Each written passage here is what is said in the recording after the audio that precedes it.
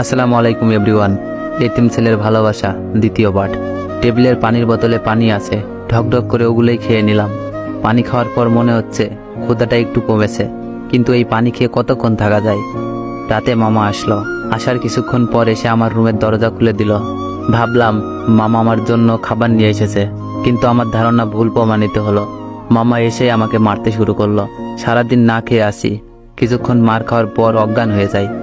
মুখের ওপর গরম কিছু অনুভব করলাম। চোখ খুলেই দেখি সকাল হয়ে গেছে। সূর্যের আলো জানালা দিয়ে এসে আমার মুখের ওপর পড়েছে।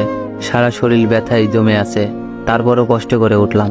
রাতে মামাকে মামি কি বলেছে জানি না, হয়তো এক গাদা মিথ্যা কথা বলেছে, যার জন্য আমাকে এমনভাবে মারল। রুমের বাইরে আসলাম। রিয়া ড্রয়িং রুমে বসে টিভি দেখছে। আমাকে দেখে বলল, ভাইয়া, তোমার কাছ থেকে এটা আশা করিনি। আমি বললাম, কি করলাম আমি? রিয়া বলল, গতকাল সীমা আপুর সাথে কি করেছ? আমি বললাম, কই কিছুই করিনি তো। রিয়া বলল, মিথ্যা কথা বলবে না। আপু বলল, তুমি আপুকে টেনে তোমার রুমে নিয়ে যেতে লাগছিলে কেন? আমি বললাম, সত্যি বলছি, আমি এমন কিছুই করিনি, বিশ্বাস কর আমাকে।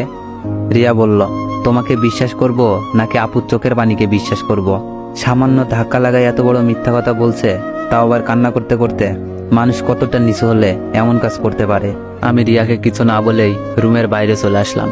ইচ্ছা করছে মরে যেতে, কিন্তু আত্মহত্যা তো মহাপাপ, এজন্য এখনো বেঁচে আছি। জানি না এমন অত্যাচার কতদিন সহ্য করতে পারবো। কিছুক্ষণ পর সীমা একটা প্লেটে করে ভাত নিয়ে এসে টেবিলের উপর রেখে বলল, খেয়ে নে, অনেক কাজ করতে হবে। আমি বললাম, আমি আপনার কি ক্ষতি করেছিলাম যার জন্য আমাকে এমন শাস্তি দিলেন? সীমা বলল, তোকে আমার দুই চোখে দেখতে ইচ্ছা করে না, এর জন্য মার খাওয়াইছি। এখন তোকে যা বলবো তাই শুনবি, না হলে এর চেয়ে ভয়ানক কিছু হবে। আমি কিছু না বলেই তাড়াতাড়ি খাওয়া শুরু করলাম। খাওয়া শেষ করে প্লেট ধুয়ে রেখে আসি। এভাবে দিন কাটতে লাগলো। কয়েকদিন পর সীমা বলল, ওর রুম মুছতে হবে। রুম মোছা আমার কাজ না, আমি ওটা পারবো না। সীমা বলল, কি বললি ফকিন্নির বাচ্চা, পারবি না? বলে আমাকে থাপ্পড় মেরে দিল। আমার রাগ হয়ে গেল, দিলাম কষে কয়েকটা থাপ্পড়। অন্যকে মারার সময় খুব মজা লাগে, তাই না? সীমা কান্না করতে করতে চলে গেল। প্রতিদিন এত অত্যাচার আর ভালো লাগে না, যা হবার হবে। একটু পর সীমার সাথে মামি চলে এলো। এসেই কোনো কথা না বলেই ঠাস ঠাস করে থাপ্পড় মেরে দিল। আমার বোনের মেয়ের শরীরে হাত দেওয়ার মজা তোকে কড়াই গন্ডায় বোঝাবো। সীমা বলল, খালামণি, এই লুচ্চাটা আমাকে একা পেয়ে জড়িয়ে ধরছিল। আমি ছাড়ার চেষ্টা করছি, কিন্তু আমাকে থাপ্পড় মারছে। আর দেখো, আমার জামার হাতাও ছিঁড়ে দিয়েছে। আমি তাকিয়ে দেখি ওর সত্যি সত্যি ওর জামার হাতা ছেঁড়া। কিন্তু আমি এই কাজ কখন করলাম? আমি তো শুধু শুধু থাপ্পড় মেরেছি। মামি বলল, আজ এই বাসায় এই শয়তানটা থাকবে, না হয় আমি থাকবো। তোর খালু আসলে এর বিচার হবে। মামি সীমার সাথে চলে গেল। যাওয়ার সময় সীমা আমাকে মুখ ভেঙচি দিয়ে গেল। মামির ফোন পেয়ে মামা বিকালেই অফিস থেকে চলে আসে। এসেই আমাকে মারতে শুরু করলো। রিয়া এসে বাবাকে বাধা দিয়ে বলল, আব্বু থামো, আর মারলে ভাইয়া মরে যাবে। মামা বলল, তুই চুপ কর। আজ সীমার সাথে কিছু করার চেষ্টা করেছে, কাল বাসায় তোকে একা পেয়ে তোর যে ক্ষতি করবে না, এর কি কোনো গ্যারান্টি আছে? ওর মতো কুলাঙ্গার বেঁচে থাকার চেয়ে মরে যাই ভালো। মারের চোটে চোখ দিয়ে পানি গড়িয়ে পড়ছে, কিন্তু গলা দিয়ে কোনো আওয়াজ বের হচ্ছে না। অনেক পানি পিপাসা লেগেছে। কোনো মতে বললাম, পানি। মেঝেতে পড়ে আসছি। মামা বেল দিয়ে মেরেছে, পিঠ কেটে রক্ত বেরোচ্ছে। ওদের কাছে আমি পশুর চেয়ে খারাপ কিছু, এজন্য পানি চাওয়ার পরও কেউ পানি দিল না। মনে হচ্ছে মৃত্যু আমার খুব নিকটে। মনে হচ্ছে বাবা মাকে সামনে থেকে দেখতে পাচ্ছি। এরপর আর কিছুই মনে নেই। রাতে জেগে দেখি শরীরে ব্যথায় টনটন করছে। এদিকে গলা শুকিয়ে কাঠ হয়ে গেছে। কোনো রকমে উঠে ট্যাপের পানি খেলাম। পরনের শার্টটা পিঠের সাথে লেগে আছে। কষ্ট করে শার্টটা খুলতে লাগলাম, কিন্তু আটার মতো পিঠে আটকে আছে। জোরে টান দিলাম, পিঠ পুড়ে যেতে লাগলো। মনে হচ্ছে খাবলা দিয়ে কেউ মাংস তুলে নিল। শার্টটা সামনে ধরে দেখি পিঠের কিছু জায়গা চামড়া সহ উঠে এসেছে। কষ্ট করে আরেকটা টি শার্ট পরলাম।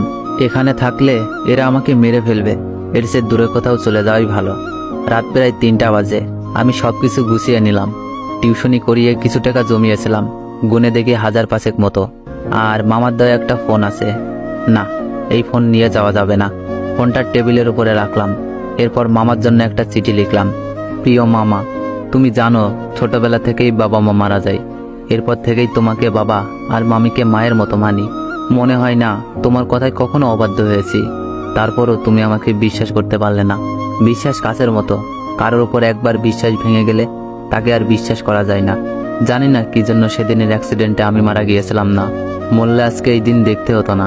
তোমার মারের চেয়ে কথার আঘাতগুলো বেশি লেগেছে। একদিন ঠিকই বুঝবে ভুলটা কার ছিল, আর সেদিন তুমি আমাকে খুঁজবে কিন্তু পাবে না। মনে করতাম মা বাবা নেই তো কি হয়েছে, তোমরা তো আছো, কিন্তু উপরওয়ালা সবার ইচ্ছা পূরণ করে না। আমার তো মনেই ছিল না আমি এতিম। এতিমের কেউ থাকে না, শুধু শুধু মায়া বাড়াইছি। কাউকে কোনো অভিশাপ দিব না, এটা আমার কপালে আছে। যাই হোক, মামি আর আমার ছোট বোনটার খেয়াল রেখো। কথা দিলাম আজকের পর এই কুলাঙ্গারকে তোমরা সামনে দেখবে না। সিডিটা ভাঁজ করে ফোনের নিচে রেখে দিলাম। এরপর ব্যাগ কাঁধে নিয়ে বাসা থেকে বের হয়ে আসলাম। এখন আমি যাব কোথায়? এই দুনিয়ায় আমি একা। এই রাজশাহী শহরটা আমার কাছে বিষাক্ত মনে হচ্ছে। এখানে থাকলে হয়তো অল্প দিনের ভেতরেই মারা যাব। এখান থেকে দূরে কোথাও চলে যেতে হবে, যেখানে আমাকে কেউ চিনবে না। তো এভরিওয়ান, গল্পটা কেমন লাগছে সবাই একটু কমেন্টে জানাবেন। আর যারা যারা পরের পার্ট চান তো একটু বেশি বেশি কমেন্ট করুন, আর ভিডিওতে একটু বেশি বেশি কপি লিঙ্ক করে দিন। ধন্যবাদ।